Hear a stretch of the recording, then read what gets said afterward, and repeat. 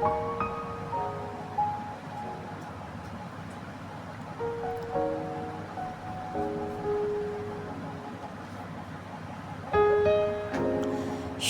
সকাল সবাইকে। কেমন আছো তোমরা সবাই? আশা করছি তোমরা সবাই ভালো আছো, সুস্থ আছো। আজ হলো সোমবার। আমার আরেকটি নতুন ব্লগে তোমাদের সবাইকে স্বাগত। আমি এখন সকালবেলা ফুলগুলো তুলে নিচ্ছি।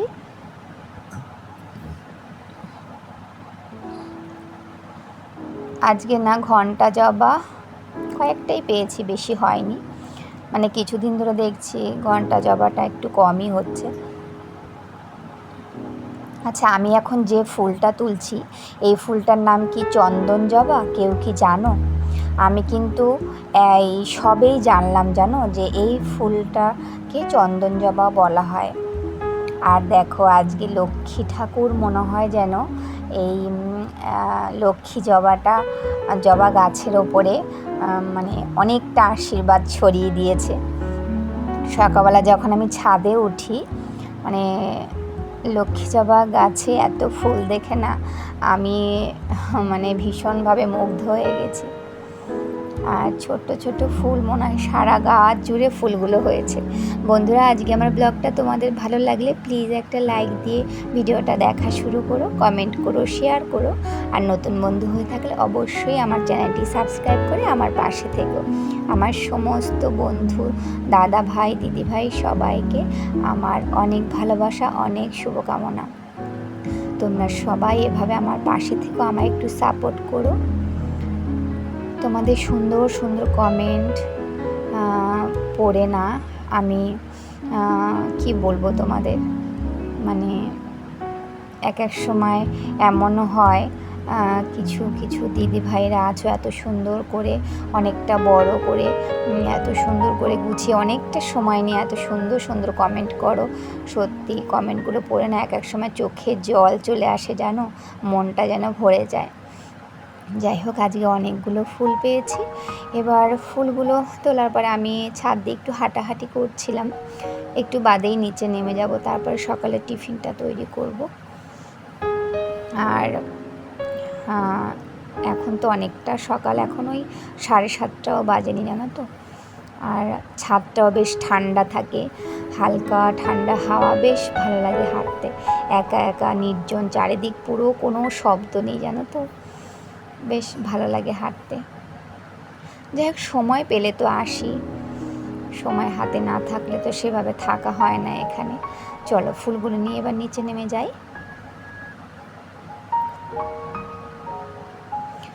আচ্ছা, আমি এখন রুটিগুলো বানিয়ে নিচ্ছি।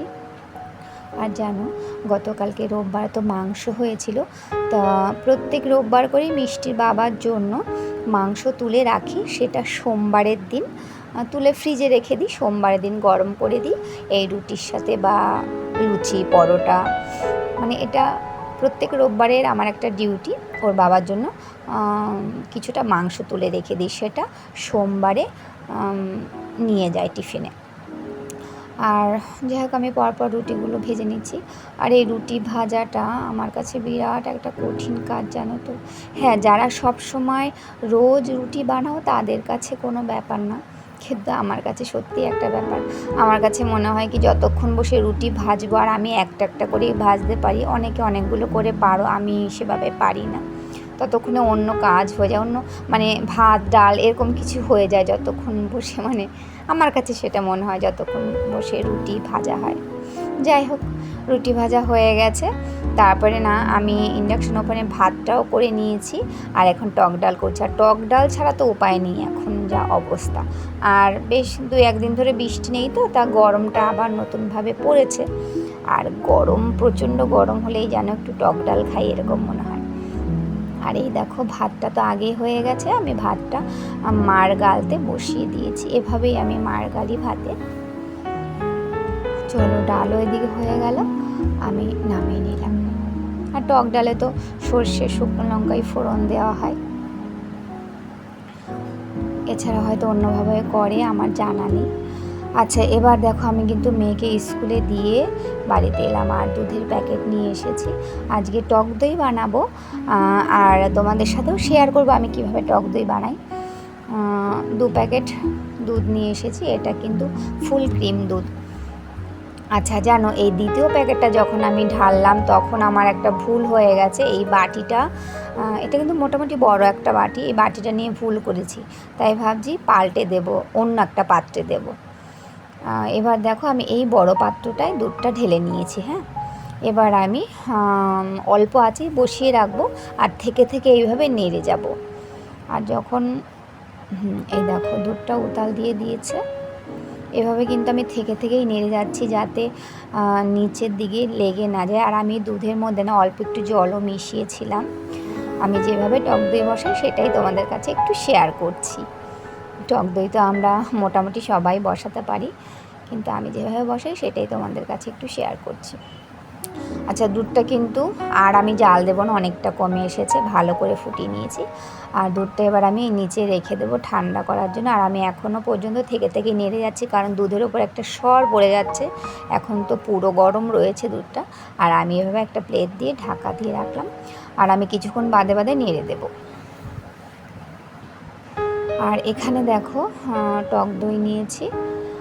টক দইটাকে আমি এখন এই ছাঁকনিটার মধ্যে মানে প্রায় ওই 2-3 চামচের মতো নেব। ছাঁকনিটার মধ্যে দিয়ে রাখবো যাতে দইয়ের মধ্যে যে জলটা আছে সেটা পড়ে যায়। এভাবেই আমি আর কি করে থাকি। আমার কাছে আরও একটা ছাঁকনি আছে, সেটা হলো অনেকটাই বড়, মানে আমার মেয়ের ছোট্টবেলাকার ছাঁকনি। সেটা না আবার বেশি বড় মনে হয় আমার কাছে। তা লাগবে তো অল্পই একটু দই, এই জন্য আমি এই ছোটো ছাঁকনিটা, মানে এই ছাঁকনিটা দিয়ে আমাদের বাড়িতে দুধ ছাঁকা হয়, সেই ছাঁকনিটি আমি নিলাম। ব্যাস, এটা আবার পড়তে থাকে, আমি ততক্ষণে অন্য রান্নাগুলো একটু দেখে নিই। এইভাবে আমি বসিয়ে রেখে দেবো।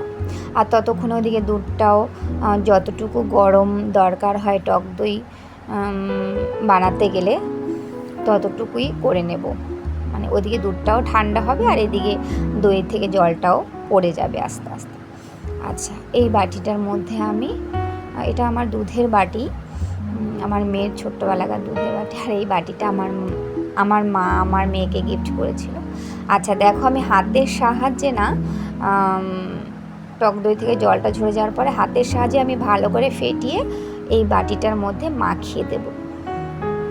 আমি চামচ নিলাম না, আমি এভাবেই করি আর কি, হাতের সাহায্যে ভালো করে ফেটিয়ে দিই। ফেটানো হয়ে যাওয়ার পরে আমি পুরো বাটিটার মধ্যে ভালো করে মাখিয়ে নেব। আর ওদিকে না আমার যে দুধটা রেখেছিলাম সেই দুধটাও মানে যতটুকু গরম প্রয়োজন ততটুকু মানে হয়ে গেছে।